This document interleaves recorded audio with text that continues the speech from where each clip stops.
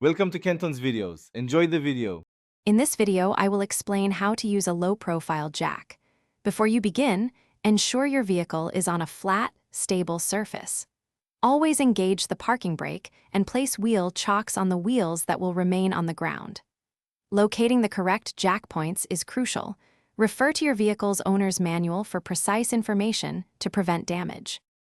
Once you've identified the correct jack point, carefully slide the low-profile jack underneath.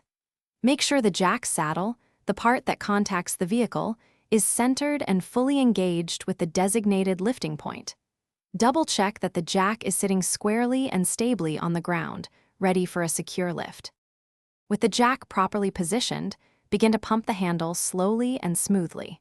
Watch as the vehicle rises, ensuring it lifts evenly. Raise the vehicle only high enough so the tire clears the ground by a few inches.